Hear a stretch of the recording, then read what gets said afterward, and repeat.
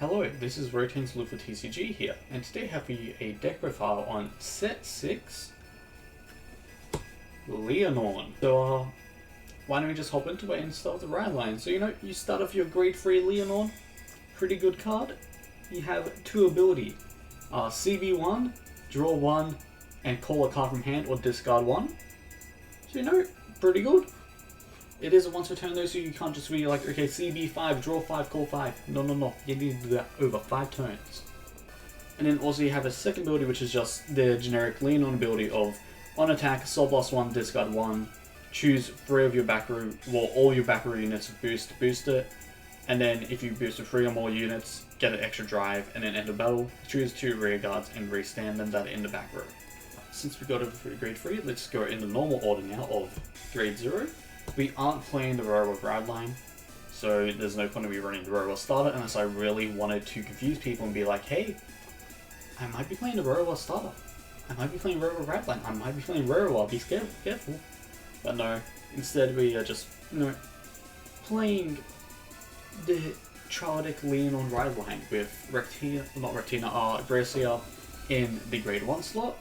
Gracia is just a pretty good card. I do love getting a 30k booster on turn 2 and just hitting for 23 and 26 are normally like 52k on grade 3. So just Gracia helps hit that number and is a free booster.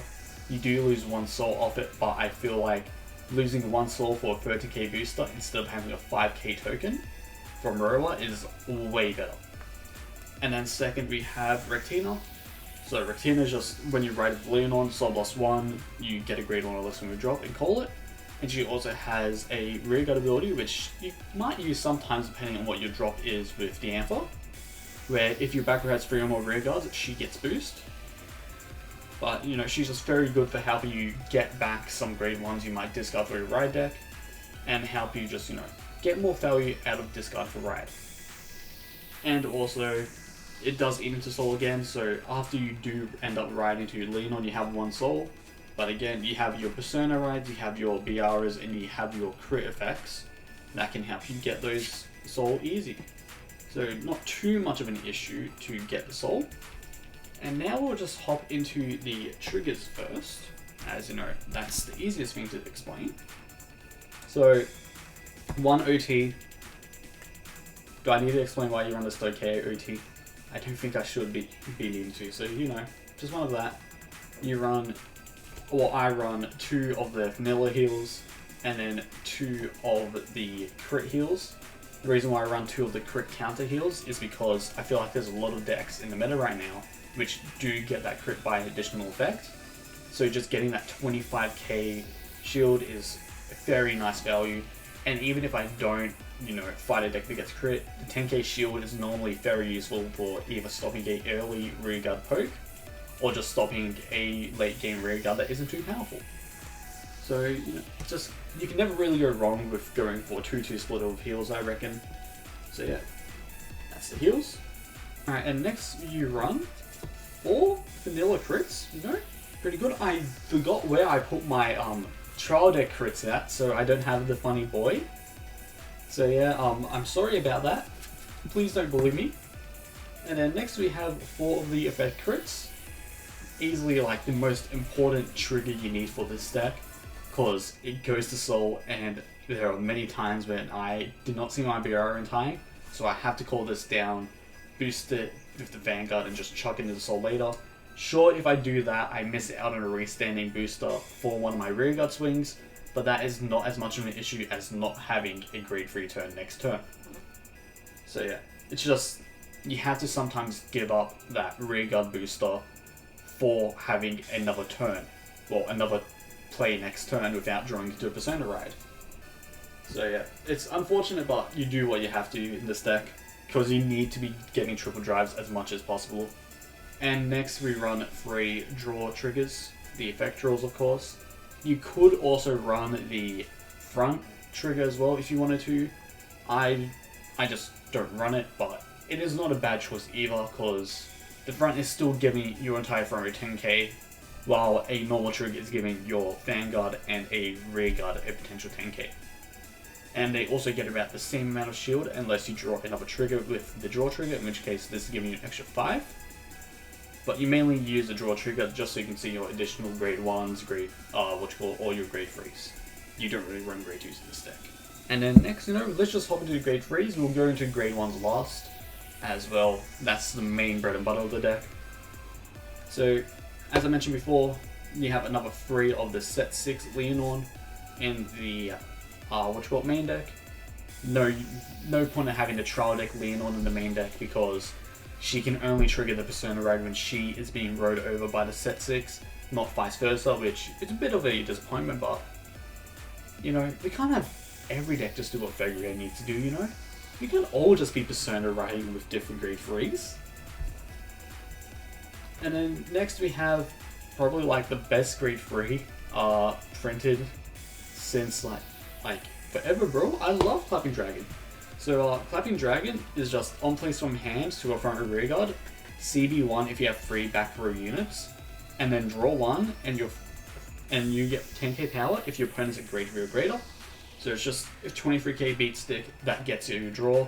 If you have a full back row, it can't put itself in that count though, so just keep that in mind because there are a lot of people that'll have like 2 grade 1s, 1 behind Vanguard, 1 behind the rear, call this into the other empty back row and be like, okay, Clapping Dragon skill? No. Needs to be in front row. So it still isn't the worst because say you are breaking on like not having a grade 1, all you need to do is just call down, a Lianorn trigger or like a Crit Assault and just be like, okay, call it there, call the Clapping Dragon there, have your 2 boosters and just CB1, draw 1, and hope you see another grade 1 from that. And speaking of finding more grade 1s, we run 2 Happy Dreaming Festa. Happy Dreaming Festa is a very good card. I like the card a lot. Pretty art, good effect. It's just if you have a Vanguard with Lianorn in his name, CB1, look at the top 7 cards of your deck, and choose up to 2 grade 1s or less from them and call them. So just, it helps you if you do brick to just see it. So we're essentially running an extra 2 copies of grade 1s in the decks.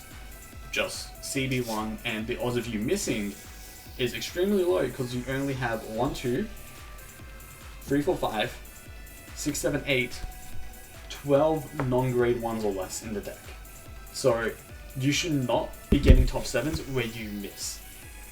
It is just like, it's nearly statistically impossible to do that. But yeah, that's the grade 3s. Now we're just going to go into the grade 2s. You ready for this?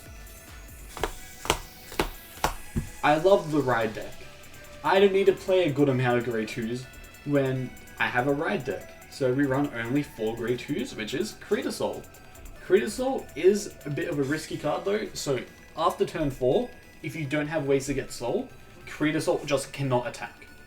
Because you need a standard rear guard buying a card effect to get him to attack. And the only way to do that is through Lianorn's ability. So we can begin with, just some cards that you run. Here it is at the back. I'm so organized. So, oh, what are these? Yeah, they're the PGs. You of course play the order because you don't have a grade 4 in your deck, so there's no risk of you, having this be a dead card, and it's also just good against, a lot of more newer decks which have a bit of an annoying guard restrict, especially Flagberg. So yeah, you just run that, and wow, do I need to explain PGs? I shouldn't need to. Alright, next we have 4 Marching Debut Purette. I really love Purette. I feel like she is the best grade 1 in this goddamn deck. Because she's just so easy to beat people's face in with.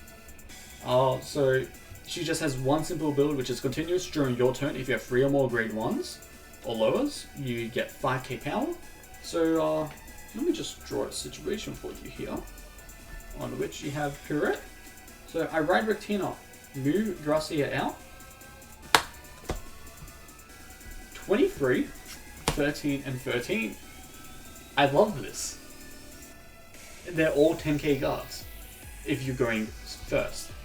If you're going second, it's 15, 5, and 5, which are still annoying guards. And the rear guards do get shut down if the opponent flips a crit. But, well, if they flip a defensive, most most early games are not hitting over that defensive. So it doesn't matter too much. So yeah, we run 4 Pirouette because 30k attacker or booster. Very versatile on this deck. If you run out of your Clapping Dragons or Crit Assaults, you're able to just be more flexible with 13k beaters like Pirouette, which make it much better. So yeah, that's your Pirouettes. That's 4. Next you run 4 Diantha. Diantha has a similar ability to Pirouette where she's also a 30k booster or beater, but you also need to have 2 or more greater ones. So they're just the same thing. She includes a Stealth in her count, she does not. So they both need 2 other grade 1s to be active for 30k beat sticks, meaning that it's very easy to get that whole, okay, 23, 13, 13 columns on turn 1 and turn 2. And then she also has another ability, which is why you don't really want to call her early load, which is on place from hand. If your Vanguard is grade 3 or greater, CB1 revive a grade 3 or less card from your drop and call it to rear guard. So, amazing ability. It can let you call pretty much anything that you need from your deck. So your Crit Assaults, if you intercept with them, it lets you revive your other boosters if you need to. And if you're in a really bad situation and you need that last boost up and you don't just have it, she can revive Rectina, and Rectina is also another booster. If for some reason you Soul Blast out the starter instead of Rectina, you can revive the starter instead. So yeah, just always keep in mind about Rectina's ability when using Diantha, because the 10k boost does come in handy pretty often. So yeah, that's 4 more of the grade 1s, and now we have just 6 more. So next we have the MVP of the trial deck, and also just the deck in general, Lively Rhythm Biara. I love Biara. So Biara has one effect, which is just when the attack this unit boosted hits a Vanguard, choose a grade 2 or less from hand, put it to soul, and draw 1. So the filter, it's pretty meh. It's just an on-hit filter. Why is it good? Soul. It gets you your soul. And that's all there is to talk about it. You should play 3, maybe 4, and how do you fit that 4th copy in? That's easy. So you just take out one of the abilities I run. I run 3 of it because I like the 10k boost Amelie gives, and also the kinda not really frequent, like semi-frequent. I'll probably use it like once every 4 games. Of the when boosting CB, if it boosts a grade 3 or greater Vanguard, CB1 Soul Blast 1 draw a card. It's just another way to get more draw because this deck does not have a lot of. So I hope you enjoyed. Bye bye.